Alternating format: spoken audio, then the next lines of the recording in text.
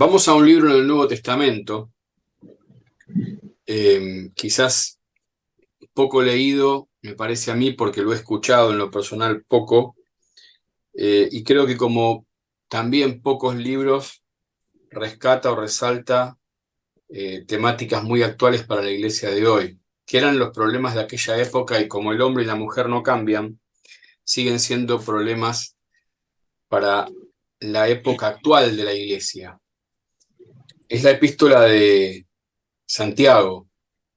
La epístola de Santiago, estudiando un poquito la composición del canon bíblico, podemos averiguar, obviamente por historiadores paralelos, que tuvo bastante inconveniente en ser reconocida y en ser agregada al canon bíblico, como otros libros de la Biblia, hasta que el Señor permitió que fueran reconocidos como divinamente inspirados. Uno de ellos fue Santiago, entre otras cosas por la exposición que hacía respecto del tema de las obras, cuando Pablo resalta en Gálatas y el Evangelio obviamente tenía el fundamento en la sola fe y en la sola gracia, eh, base que luego toma la Reforma para volver a la Biblia, pero fue finalmente entendido Santiago en su mensaje, en su contenido, obviamente porque además había sido inspirado por el Espíritu Santo de Dios. Pero bueno, entre otras cosas, como sabemos que la Biblia no están los libros ordenados cronológicamente, sino temáticamente, lo mandaron muy al fondo, cuando tranquilamente Santiago podría estar inmediatamente después del libro de los Hechos. Si ustedes me preguntan a mí, ¿dónde pones a Santiago? Y yo lo pongo entre Hechos y Primera Corintios. Allí eh, el libro de Santiago comienza hablándole a una iglesia que estaba dispersa y que estaba sufriendo pruebas. Esas pruebas no eran otras que la persecución, por eso estaban dispersos.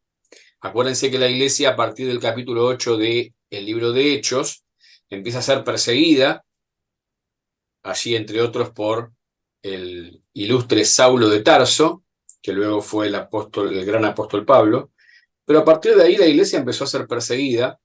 Y Santiago le habla a una iglesia que está en la dispersión, pero a una iglesia que ya estaba manifestando problemas de seres humanos, obviamente, de la lucha entre la carne y el espíritu. Algunas cositas habían aparecido allí en Hechos, ¿se acuerdan de Ananías y Zafira, que fue el primer pecado resonante que aparece en la iglesia, aquel matrimonio que quiso mostrar que daba más que lo que realmente daba? En un libro de transición como es el libro de los Hechos, ellos cayeron muertos. El Señor hoy, en su gracia, no continuó esa práctica, si no, no estaríamos hablando nosotros. Pero el libro de Santiago eh, compendia problemas que, si nosotros los vemos hoy, siguen siendo los mismos problemas que tenemos en nuestras iglesias. A ver, los mismos problemas que tenemos nosotros, ¿sí? Los que componemos la iglesia de Dios. Eh, yo primero les hago un pantallazo así grande. Si por lo menos hoy podemos abrir el apetito de luego, en un rato libre que tengamos, leer todo el libro de corrido, que es muy interesante, es muy, eh, es muy puntiaguda la manera de hablar de Santiago, y Santiago toca temas que ni Pedro ni Pablo tocaron en sus cartas. Eh, Está generalmente aceptado que este Santiago o Jacobo era el hermano de Jesús. Acuérdense que sus hermanos tuvieron bastante problema en aceptar al Señor. Solo su madre fue la que obviamente siempre creyó en él.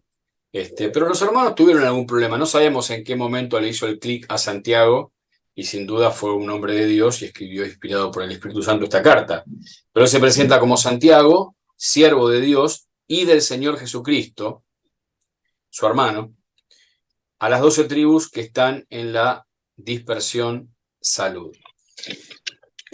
Santiago va de entrada a hablar, por ejemplo, a los hombres de doble ánimo, va de entrada a hablar a que hay que aguantar las pruebas, soportar las pruebas, les habla, miren qué expresiones que hay, ¿no? En el versículo 5 dice, y si alguno, en el versículo 23, por si alguno, porque si alguno, en el versículo 13 del capítulo 1 estoy, ¿eh?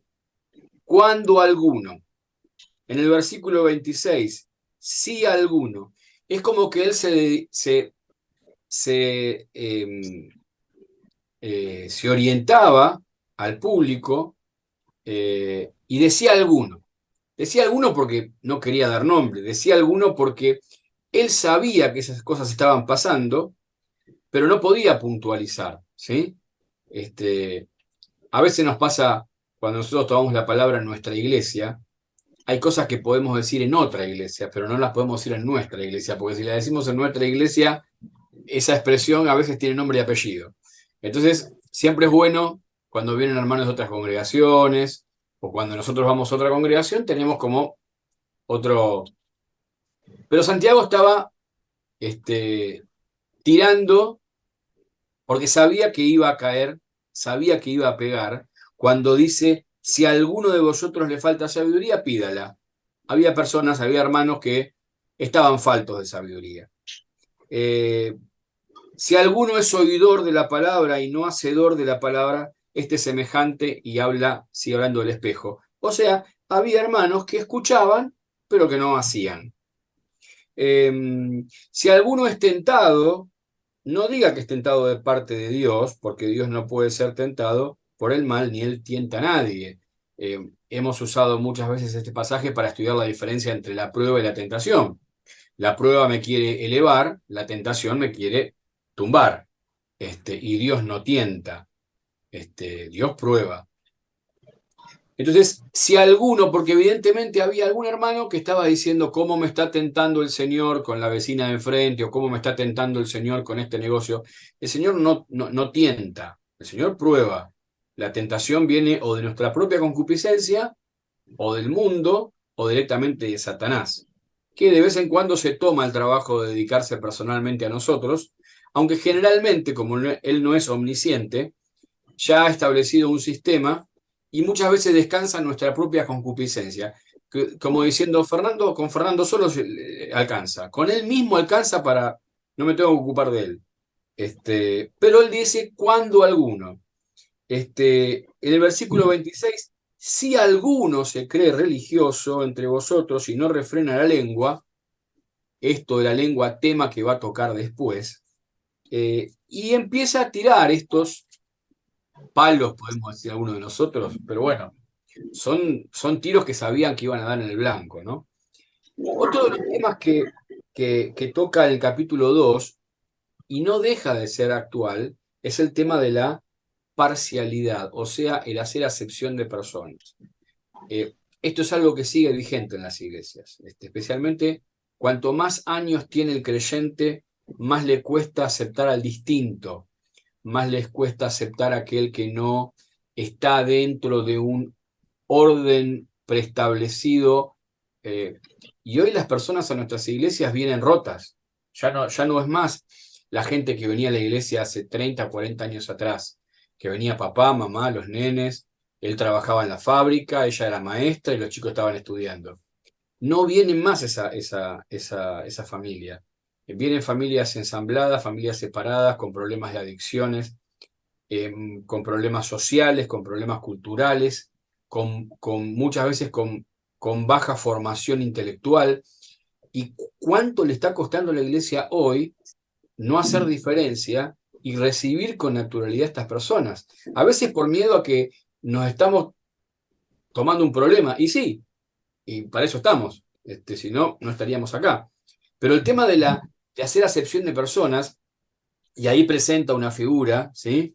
Y miren lo que dice Santiago, porque si en vuestra congregación, capítulo 2, versículo 2, porque si en vuestra congregación entra un hombre con anillo de oro y con ropa espléndida, y también entra un pobre con vestido andrajoso, y miráis con agrado, no conocen a ninguno de los dos, ¿eh? sea, acá es como te ven, te tratan. Y miráis con agrado al que trae ropa espléndida y le decís, siéntate tú aquí en buen lugar.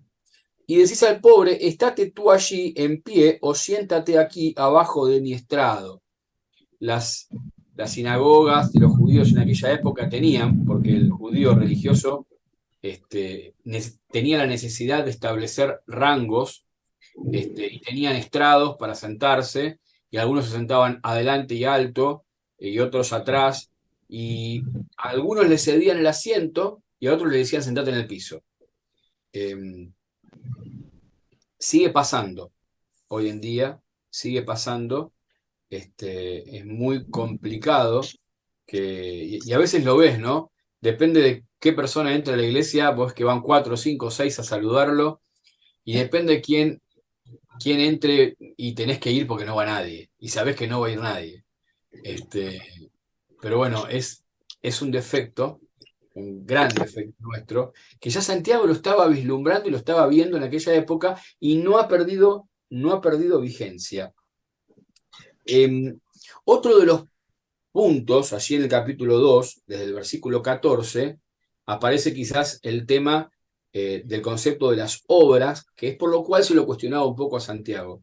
Eh, y nosotros hoy seguimos muchas veces con esta confusión, o tenemos hermanos que siguen con esta confusión. Así como en el primer capítulo estaban los oidores y no hacedores de la palabra, aquí aparece el concepto de la fe. Claro, yo la fe no la puedo ver. Si un hermano me dice, estoy orando por vos, no sabes cuánto oro, no sabes esto, yo no lo sé. Entonces, la palabra de Dios dice que si alguno tiene fe y no tiene obras, se permite dudar de esa fe.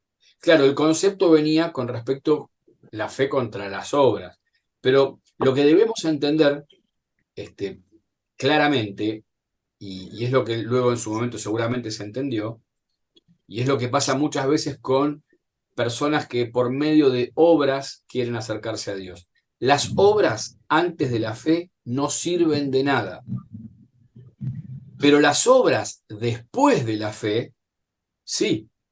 Es más, son necesarias. Es más, son imprescindibles. Es más, son tan necesarias que Santiago se atreve a decir que si después de la fe no hay obras, tal fe puede ser muerta, puede ser vana, puede ser inocua, inútil. Entonces no me sirve de nada decir cuánta fe tengo cuando no se traduce en hechos concretos, visibles, tangibles. Por sus frutos, ¿cómo seguir la frase? Los conoceréis. Porque yo no puedo conocer el corazón, el espíritu. No puedo medir los espíritus, las intenciones. No tengo esa capacidad. Pero la palabra me dice que puedo ver los frutos, puedo ver las obras de aquel que dice que tiene fe. Entonces, muchas veces nos permitimos creer, quizá, que haya algún hermano que, que tenga una fe muerta, que tenga una fe vana, que tenga una fe inocua. Ahí desafía a Santiago y dice, así también si la fe no tiene obras es muerta en sí misma. Pero alguno, otra vez, alguno, y se iban haciendo cargo en fila, si alguno dirá, el versículo 18 estoy leyendo, pero alguno dirá, tú tienes fe y yo tengo obras. Muéstrame tu fe sin tus obras y yo te mostraré mi fe por mis obras. ¿Qué le está diciendo Santiago? Es imposible que vos me demuestres tu fe si no tenés obras, porque no se puede ver. Mostrame tu fe sin obras, no vas a poder. Yo, sin embargo, dice Santiago, te voy a mostrar mi fe por mis obras. Continúa el capítulo 3, o termina el capítulo 2 y comienza el capítulo 3, y allí aparece un problema que no lo tenemos hoy nosotros. En nuestras iglesias no existe el problema de la murmuración, de la lengua, de la crítica. No existe para nada. Dice el capítulo 3, hermanos míos, no os hagáis maestros muchos de vosotros, sabiendo que recibiremos mayor condenación. Luego hablar de la sabiduría. Acuérdense que empezó en el capítulo 1 hablando de que algunos necesitaban pedir sabiduría, y les aclara, hermano, si no tenés sabiduría, pedísela a Dios. Pero en el capítulo 3 había otro problema. Había hermanos que, sin tener la sabiduría que todavía no le habían pedido a Dios, estaban queriendo ocupar lugares, ser maestros, enseñadores, y es como que la cuestión les quedaba grande. Entonces dice, no, no se apresuren, no, hermanos míos, no, no se hagan maestros. Hacerse maestros es autoproclamarse. El maestro se reconoce, el maestro gana un lugar y un reconocimiento, primeramente si tiene el don es reconocido por la iglesia, los dones son reconocidos por la iglesia. Uno tiene que identificarlo, pero la iglesia lo reconoce el don. Entonces acá le está diciendo, no se hagan maestros, ¿sí? Y luego comienza respecto de estas vanas palabras y termina hablando de la lengua, de cuánto puede dominar, cuánto puede manejar la lengua y utiliza el timón, ¿sí? De los barcos, ¿sí? De los grandes barcos. Cuando habla de la lengua, también habla de algo que manifiesta lo que está dentro. Antes hablaba de la fe y de las obras. Ahora, desarrollando el capítulo 3, llega ahí a querer apelar a la naturaleza de ellos. Y les dice, ¿quiénes son ustedes? ¿Lo que no se ve o lo que se está viendo? ¿Quiénes son ustedes? ¿Lo que está dentro o lo que sale de la boca para afuera? Entonces, dice que la lengua, capítulo 3, versículo 6, la lengua es un fuego, la lengua está puesta entre nuestros miembros, inflama la rueda de la creación, porque toda naturaleza, ¿dónde está? Versículo 9, perdón. Con ella bendecimos al Dios y Padre, y con ella maldecimos a los hombres que están hechos a la semejanza de Dios. Apela a la verdadera naturaleza de cada uno de ellos. Entonces, ¿cómo podemos bendecir y maldecir? De la misma manera. Usa otro ejemplo de la fuente. ¿Acaso de una fuente puede salir agua dulce y amarga? De ninguna manera. Estos mismos conflictos quizás de personalismo, de sabiduría, de a ver quién sabe más, quién dice mejor, quién habla mejor, haciendo diferencias, ¿sí? Respecto de las personas que se acercaban, mostrando una supuesta fe que después no se manifestaba en obras. Miren si no tiene que ver con muchos de los conflictos que tenemos entre nosotros en nuestras congregaciones.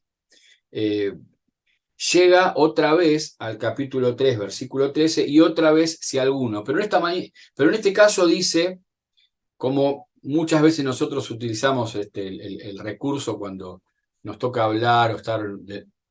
Bueno, a ver, levante la mano tal persona, ¿no? Claro, acá no los tenía adelante, pero imagínense la escena a Santiago diciendo, a ver, ¿quién de vosotros es sabio y entendido?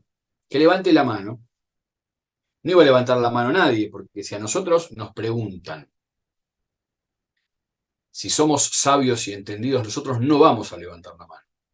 Pero en el fondo, cuando discutimos una cuestión o cuando creemos o cuando disponemos una posición respecto de otro hermano, ahí sí nos creemos sabios y entendidos. Nosotros nos creemos sabios y entendidos respecto de lo que tiene que hacer el otro hermano, nos creemos sabios y entendidos respecto de lo que hay que hacer en determinado ministerio, nos creemos sabios y entendidos incluso respecto de lo que tienen que hacer los ancianos y los pastores. Pero si nos preguntan y nos dicen, levante la mano quién es sabio y entendido, nosotros no vamos a levantar la mano por las dudas.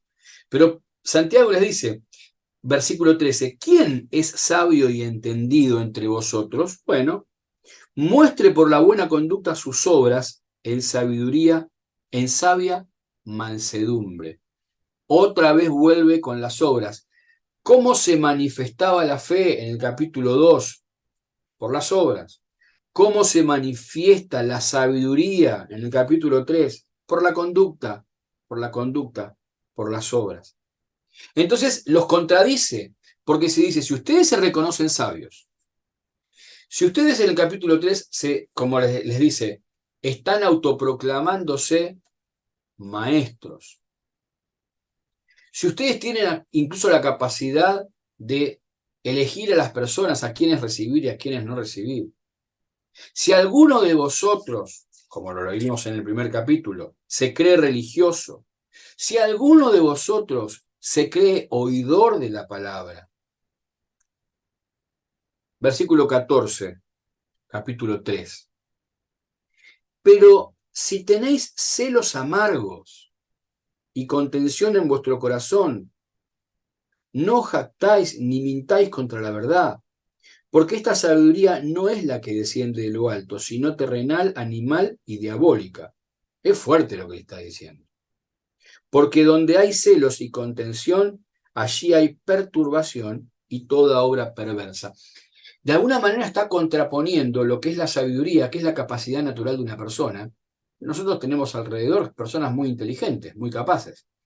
Podemos tener una persona que puede manejar empresas en toda Latinoamérica o en el mundo, o tener bajo su dominio o gerenciamiento a cientos de personas, y una capacidad intelectual impresionante para manejar números, negocios, finanzas, estrategias, logística, lo que sea.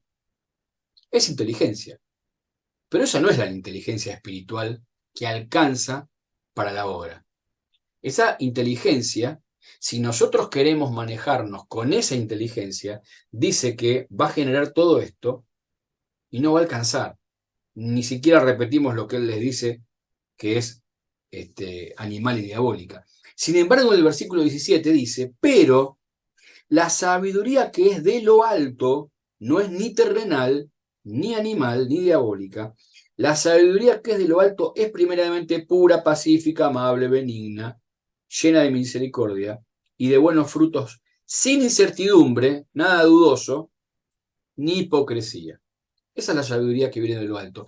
Y esa es la sabiduría que se manifiesta en decisiones que generan esto. ¿Qué genera una decisión sabia?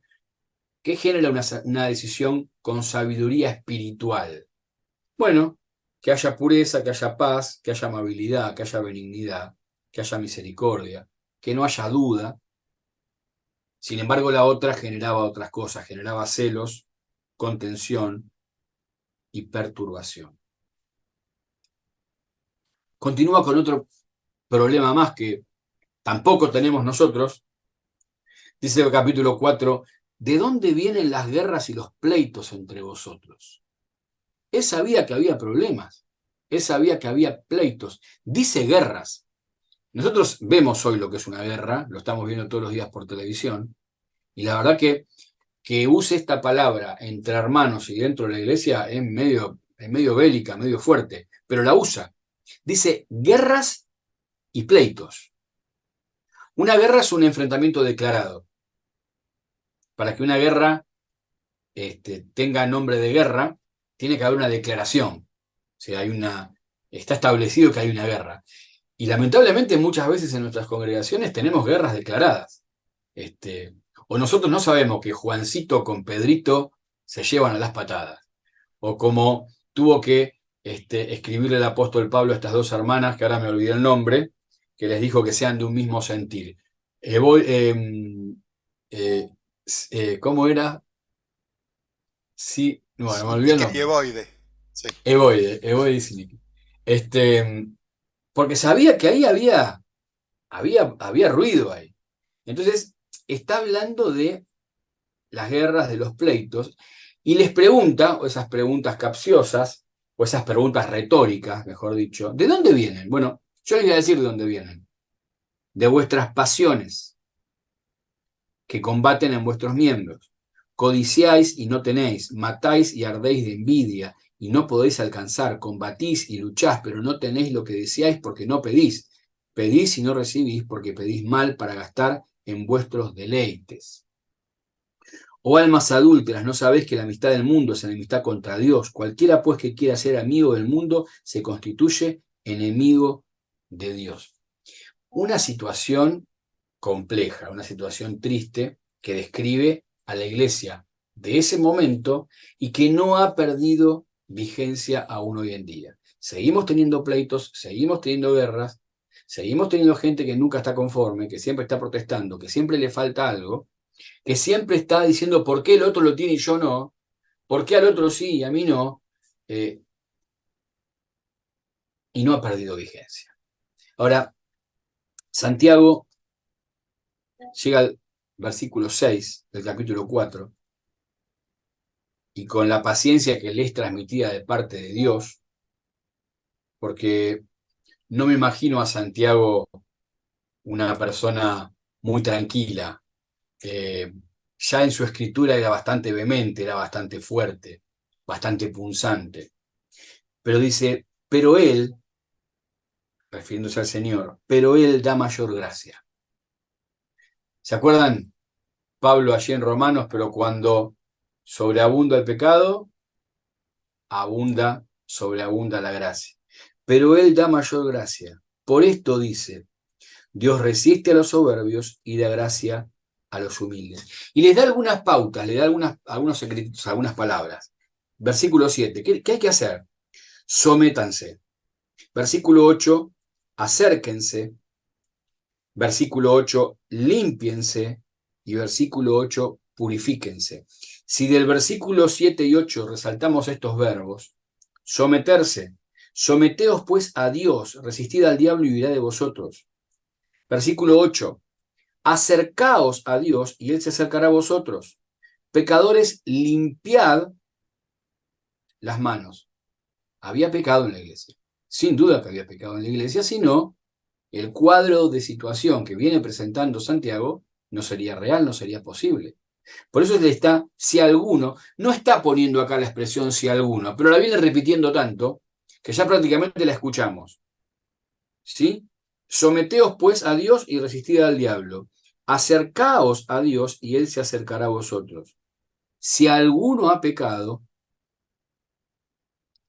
aunque les dice pecadores directamente, pecadores y al que el que se haga cargo, que se haga cargo. Pecadores, limpiad las manos, y vosotros los de doble ánimo. ¿Se acuerdan que en el capítulo 1 empezó hablando del doble ánimo? Capítulo 1:8. El hombre de doble ánimo es inconstante en todos sus caminos. Ahora los vuelve a citar, los vuelve a convocar, a invocar. Vosotros, los de doble ánimo, purificad vuestros corazones. Y de alguna manera está diciendo cuál es el problema del de doble ánimo. El de doble ánimo tiene algo que todavía no limpió, algo que todavía no quitó, algo que no ha purificado. La purificación es un proceso constante y ellos lo habían dejado. Y ese doble ánimo, estar un poquito acá, un poquito allá, un poquito en el cielo, un poquito en la tierra, un poquito en lo espiritual, un poquito en lo terrenal. No terminamos en ninguno de los dos. Y lo que le dice a ellos es, purifíquense. Afligíos y lamentad y llorad, vuestra risa se convertirá en lloro y vuestro gozo en tristeza. Humillaos delante del Señor y Él os exaltará. Hace nuevamente un pasaje ahí en el versículo 11 respecto a juzgar al hermano, a murmurar. De alguna manera es como que vuelve un poco al tema de la lengua. Y termina,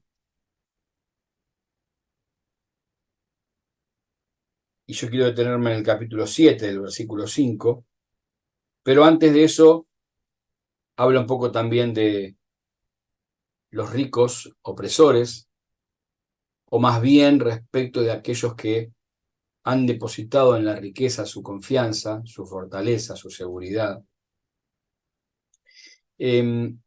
Pero en el versículo 7 dice, por tanto, hermanos, tened paciencia hasta la venida del Señor. Mirad cómo el labrador espera el precioso fruto de la tierra, aguardando con paciencia hasta que reciba la lluvia temprana y la tardía. Tened también vosotros paciencia y afirmad vuestros corazones, porque la venida del Señor se acerca. Podría terminar acá la carta, tranquilamente. Pero Santiago es como que, no sé, me lo imagino yo cuando leo la carta, ¿no? Estaba a punto de terminar y arranca de vuelta. Versículo 9. Hermanos, no os quejéis unos contra otros. Es como que se va acordando, no sé cómo, porque no. Habla en el capítulo 3 de la lengua, habla en el capítulo 4 de murmurar unos con otros. Es como que va mechando, va mechando, va mechando. Entendemos que, bueno, en su original, cuando estos libros fueron escritos, eran cartas que no tenían títulos, que no tenían versículos, que no tenían capítulos. Obviamente luego se fueron, en las traducciones y en las transcripciones, se fueron poniendo títulos, capítulos, versículos. Pero esto era de corrido. Y quizás esto no es, no es bíblico lo que estoy diciendo, es una imaginación mía, ¿no? Digo, leyendo, La venida del Señor se acerca, ya está. Está buenísimo para terminar el libro así. Sin embargo, arranca de vuelta, no os quejéis, si alguno entre vosotros está afligido, haga oración, confesaos vuestras ofensas. Es como que hace un resumen, un compendio de todo lo que había venido diciendo antes. Y termina allí en el versículo 19, hermanos míos, si alguno de entre vosotros se ha extraviado de la verdad y alguno le hace volver, sepa que el que haga volver al pecador del error de su camino, salvará de muerte un alma y cubrirá multitud de pecados. ¿Qué hace un creyente cuando a veces lo más difícil de reconocer es cuando uno está practicando alguno de estos defectos que encontramos en Santiago? Cuando somos nosotros es más difícil, porque ¿qué es lo que pasa? Pasa lo del capítulo 1, que nos miramos al espejo y no nos damos cuenta, porque a veces nos comparamos contra los demás. Y si a la vista yo me comparo con otros, quizás yo pueda ser un poco mejor que el otro, pero cuando me comparo con el espejo del capítulo 1, nunca voy a poder estar a la altura de las circunstancias. El problema es cuando muchas veces padecemos o vemos estos problemas en la congregación. ¿Y qué hago? ¿Y de qué me disfrazo? ¿Qué actitud tomo? Bueno, la actitud primero es la paciencia del versículo 7, del 5-7. Paciencia. Paciencia porque el Señor viene pronto. Y mientras tanto, los consejos prácticos del 9 al 19. No murmuren, no se quejen, tomen como ejemplo la aflicción y la paciencia de los profetas, eh, eh, pidan oración mutuamente, anímense, ayúdense, confiesen, versículo 16, confiesen vuestras ofensas unos a otros. Y el 19, y si podés ayudar a ese hermano, porque está en el error, si lo podés ayudar. A mí me costó mucho tiempo entender que en la iglesia no hay hermanos malos y hermanos buenos. A lo sumo puede haber hermanos débiles. Por eso nunca la palabra dice los buenos ayuden a los malos. Dice los fuertes sostengan a los débiles. No hay malos. Si son del Señor no son malos. A lo sumo serán débiles. A lo sumo serán inmaduros. No han crecido, no se han alimentado. No han pedido la sabiduría del Señor que necesitan. Y lo que necesitan es ayuda. Tanto el inmaduro, el niño, un niño necesita ayuda, aunque haga puchero, capricho, porque espiritualmente pasa lo mismo, ¿eh? El niño espiritual es aquel que en la iglesia te hace puchero, capricho, se empaca, quiere todo ya. Es un niño espiritual. Y el débil no puede con su alma. O sea, el débil siempre hay que ayudarlo, siempre hay que empujarlo, porque solo no arranca. Bueno, en ambos casos necesitan ayuda, necesitan paciencia, necesitan que se los acompañe y si es necesario, como en el versículo 19, tomar al extraviado y traerlo a la verdad. Aquel que se ha extraviado de la verdad. Si alguno le hace volver, ese proceso de hacerle volver sin duda es con oración, con paciencia, con amor, cosa que muchas veces nos estaría costando. Pero si alguno le hace volver, sepa que el que le haga volver al pecador del error de su camino salvará de muerte un alma y cubrirá multitud de pecados.